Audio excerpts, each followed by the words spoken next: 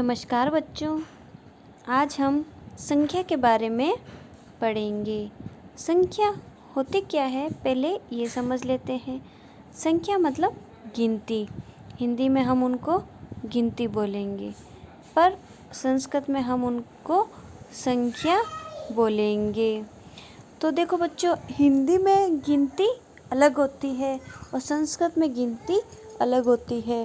हिंदी में गिनती 1 2 3 4 5 6 7 8 9 10 इस प्रकार से हम बोलते हैं, पर संस्कृत में हम गिनती अलग बोलते हैं। संस्कृत में हम 1 को एकः बोलते हैं, 2 को द्वौ बोलते हैं, 3 को त्रियः बोलते हैं, 4 को चत्वार बोलते हैं। इस तरह से हम इनको बोलते हैं।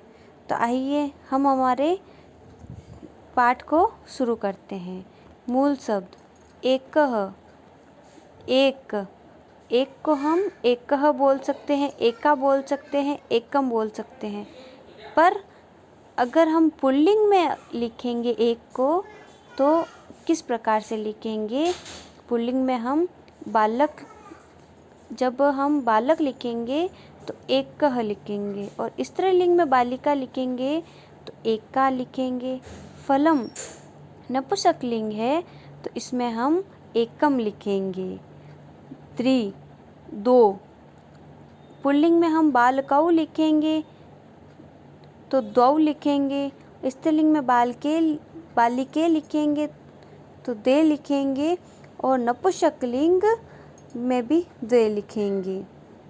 अब देखिए त्रि, बालिका पुल्लिंग में त्रियः, बालिका स्त्रीलिंग में त्रिशः, और फलानी नपुंसकलिंग में त्रीणि लिखेंगे।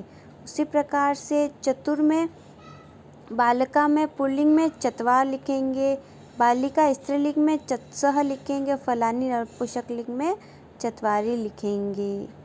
1 से 4 तक के तीनों लिंगों में रूप होते हैं।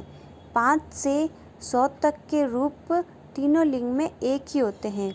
1 से 4 तक में लिंग में अलग अलग इनके रूप होते हैं।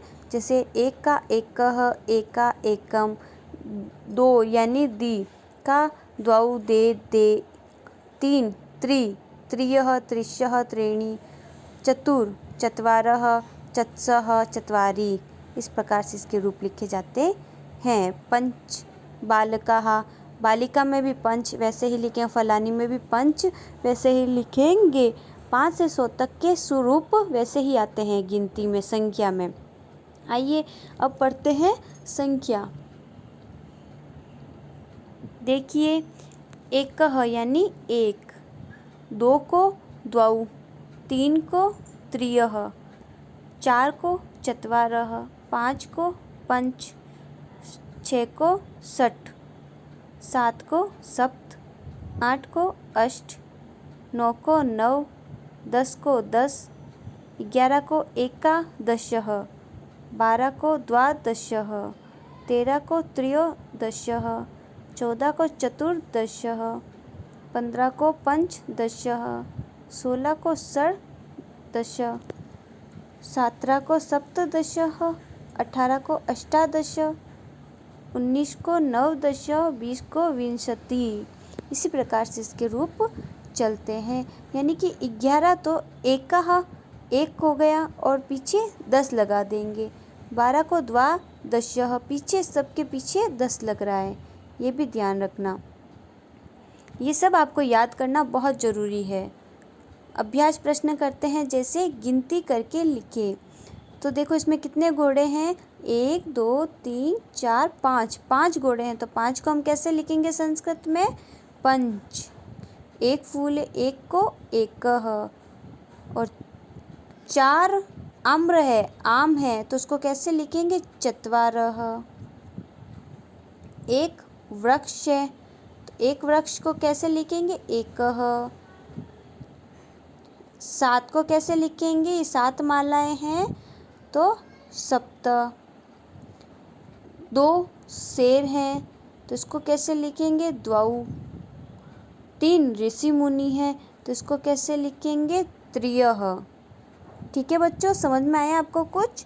आपको यह गिनती याद करनी है, तभी आपको ये सब आएंगे।